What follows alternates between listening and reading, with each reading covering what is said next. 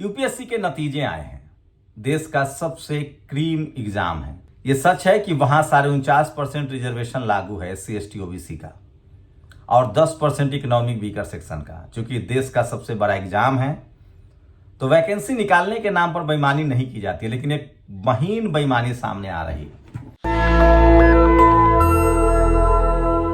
एक मेरे दोस्त हैं, वकील हैं, उन्होंने कुछ लिस्ट भेजा है, मैं वो आपको पढ़ के बताऊंगा। उससे पहले एक एग्जाम्पल समझिए किस तरह का भेदभाव होता है। और अगर ये एक एग्जाम्पल होता तो मैं इस पर बात नहीं करता। एक इस तरह के कितने एग्जाम्पल हैं। आयुषी बंसल, ये अनरिजर्व कैटेगरी के हैं, इनका 7वां रैंक है। रिटेन में इन्होंने 821 नंबर लाए। रिटेन में इन्होंने 821 नंबर लाया। इंटरव्यू में इनको 210 नंबर मिले। सोचिए, इनका रैंक हो गया, टोटल इनका नंबर हो गया 1031, इनका रैंक हो गया 7वां। एक निधि है, उनका रैंक हो गया 128। उन्होंने 828 नंबर लाए रिटेन में, मतलब आयुषी बंसल से 7 नंबर ज्यादा, लेकिन उनको इंटरव्यू में 151 नंबर मिले। मतलब सोचिए कि सीधे 151, मतलब 10 नंबर उधर और 50 नंबर, मतलब 59 नंबर उनको कम मिला। उनका रैंक हो गया 128वां, उनका नंबर हो गया 779। क्या इस देश के SC ST OBC के लोग बोलना नहीं जानते हैं?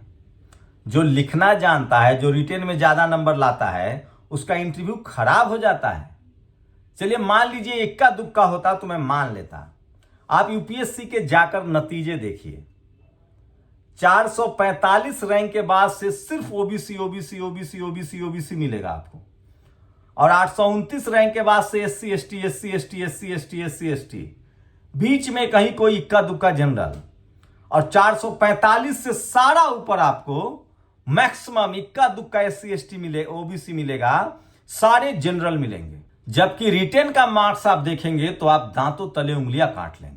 रिटेन के मार्क्स में 445 से नीचे SC ST OBC के बम्पर नंबर हैं, लेकिन इंटरव्यू का जब नंबर देखेंगे तो आपका माथा खराब हो जाएगा। तो सोचिए, रैंक ऊपर होने से क्या होता है? एक तो मजबूरी है, 49% सीट SC ST OBC को देना है आपको। तो रैंक ऊपर करने से यह होता है कि उनको IAS मिलेगा, IFS मिलेगा और IPS मिलेगा, मतलब क्रीम वाली नौकरी मिलेगी।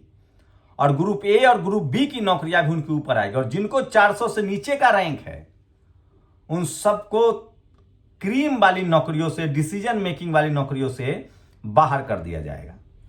तो इसी तरह के कुछ और आपको नतीजे बता रहे हैं जो मेरे साथी वकील ने रिसर्च करके भेजा है। अनरिजर्व कैटेगरी का एवरेज अगर इंटरव्यू का नंबर देखें तो 182 है। मतलब जितने जनरल के कैंडिडेट हैं उनका एवरेज निकाला गया तो 182 है। EBS का 177 है, जबकि EBS का cut off SC ST OBC से नीचे जाता है। OBC 177 है इंटरव्यू में, इनका एवरेज, इनको मार्क्स जो दिया गया इंटरव्यू में। ST 176, SC 172। तो अनरिजर्व, मतलब इसका मतलब है कि क्या इस देश में अनरिजर्व कैटेगरी के लोग ज्यादा बेहतर बोलते हैं? ऐसा नहीं है। तो फिर रिटर्न क्यों नहीं अच्छा लाते हैं आप? सोचिए, highest marks in rank 13 score है, 863 नंबर का स्कोर जो है वो 863, एक सबसे ज्यादा जो रैंक 863 स्कोर हुआ है। हाईएस्ट रैंक 184, 216 नंबर दिया गया है। जिनको 216 नंबर दिया गया है वो जनरल के कैंडिडेट हैं। आप सोचिए, जिन्होंने हाईएस्ट रैंक लाया, 863 स्कोर हुआ है, 216 जिसको मिला है, और 821 इन मेंस और 124 इन पीटी, ये ओबीसी का कैंडिडेट है। सोचिए, 463 नंबर जिसको सबसे कम इंटरव्यू दिया गया है, नंबर 124, वो ओबीसी का कैंडिडेट है। ये सब अंदाजा लगाइए। और 215 सबसे ज्यादा जिनको पीटी इंटरव्यू में नंबर दिया गया है, 731 स्कोर है AIR, 705 उन्होंने कम लाया है रिटेन में, और उनको 215 नंबर दिया गया, ये जनरल के हैं। तो ये तमाम खबरें जो हैं, 824 इन मेंस, 210 इन पीटी, तो सबसे बड़ी बेईमानी जो है वो इंटरव्यू में हो रहा है। और ये बात समझना पड़ेगा greater than and equal 200 marks, 110 candidate unreserved category के, जो ये सबसे ज्यादा फोकस करने वाली बात है। अनरिजर्व कैटेगरी के 110 लोगों को 200 नंबर दिए गए हैं और अनरिजर्व के सोचिए मार्क्स ग्रेटर देन और इक्वल 200, 110 कैंडिडेट को मिला है 200 नंबर। उसमें अनरिजर्व के 58 हैं, ओबीसी के 26 हैं, एसटी 11 हैं, ईबीएस के 8 हैं और एससी के 7 हैं। मतलब आप कल्पना कीजिए कि जो लोग लिख सकते हैं बढ़िया, वो बोल नहीं सकते हैं। और अब जो सबसे बड़ा खेल जो समझ में आ रहा है, इसलिए कह रहा हूं इंटरव्यू का वीडियोग्राफी होना चाहिए था। रैंक 1 से लेकर, देखिए रैंक 1 से लेकर आपको बता रहा हूं, देखिए 11 नंबर पर एक ओबीसी आया है, मतलब टॉप 10 में एक भी एससी एसटी ओबीसी का लोग नहीं है। जबकि रिटेन में सोचिए, रिटेन में ऐसा नहीं है। रिटेन में आप देखेंगे तो ओबीसी जो 11वें नंबर पर आया है, उसके रिटेन में नंबर है 826, और जो शख्स चौथे नंबर पर आया है, उसके रिटेन में नंबर है 825, मतलब उसका नंबर कम है।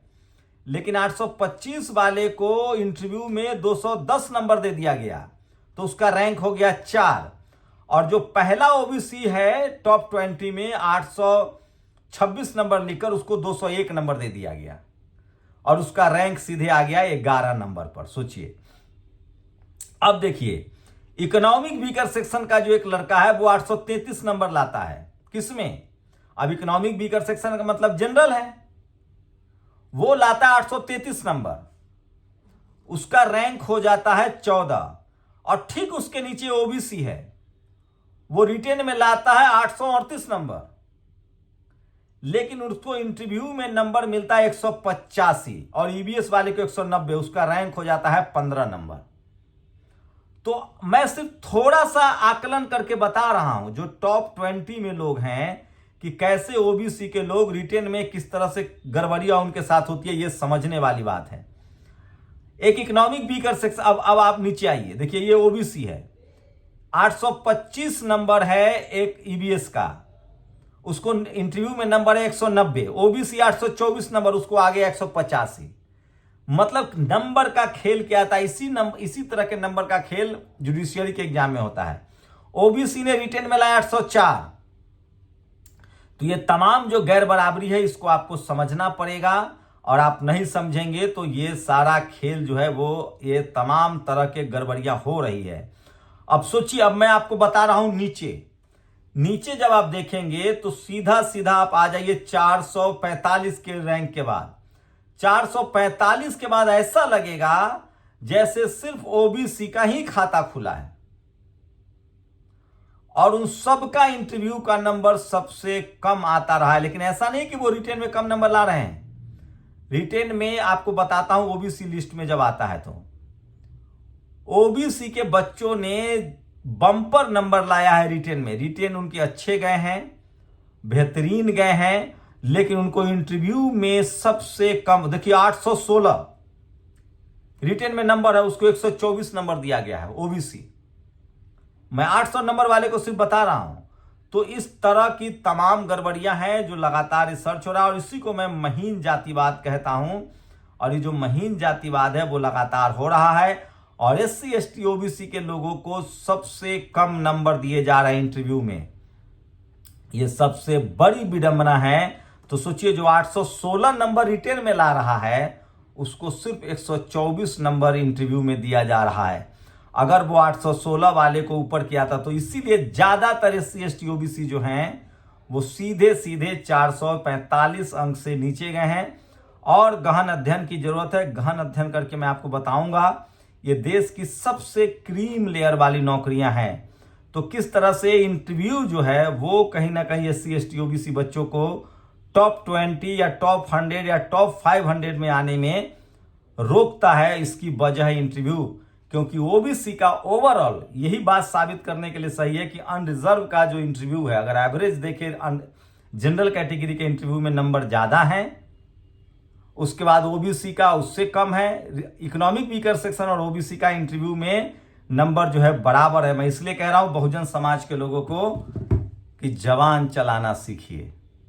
हम लोग हर काम करते हैं, पढ़ना लिखना, सड़क, मजदूरी, खेती बाड़ी, बस जुबान चलाना नहीं जानते हैं। वो बहुत जरूरी है। शुक्रिया। नेशनल दस्तक की आपसे गुजारिश है कि अगर इसको बचाना चाहते हैं तो नेशनल दस्तक को सब्सक्राइब करने के लिए रेड कलर के सब्सक्राइब बटन को दबाएं, फिर बेल आइकन की घंटी दबाएं। नेशनल दस्तक को बचाने के लिए बहुत जरूरी है कि हर खबर को शेयर करें, लाइक करें, कमेंट जरूर करें।